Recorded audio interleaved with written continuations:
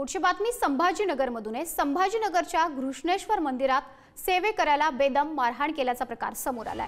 दर्शनासाठी आलेल्या भाविकांनी बेदम मारहाण केली आहे। बंद द्वारातून प्रवेश देण्यासाठी आग्रह केला जात होता।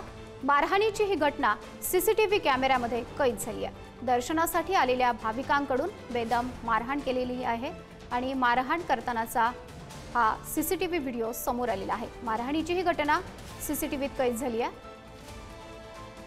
प्रतिनिधी सचिन जिरे आपल्याशी जोडले गेलेले आहेत।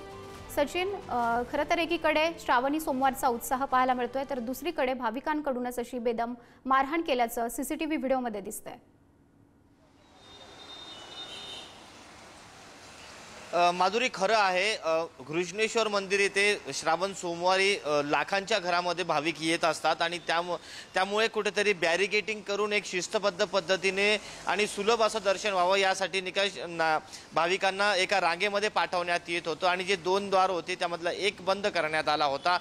त्या बंद द्वारामधूनच जाण्याचा आग्रह काही भाविकांनी धरला होता आणि सेवेकऱ्यांनी त्यांना इथून प्रवेश बंद असल्याचं सांगितल्यानंतर हा सर्व वाद समोर आला आणि त्यानंतर काही भाविकांनी एकत्र येत त्या सेवेकऱ्याला बेदम मारहाण केलेली। हा सर्व जो प्रकार आहे हा सीसीटीव्ही मध्ये कैद झालेला आहे।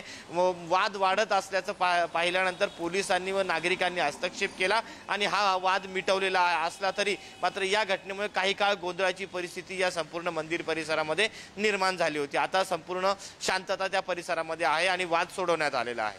माधुरी, नक्कीच सचिन, धन्यवाद आपण दिलेल्या या अपडेटसाठी।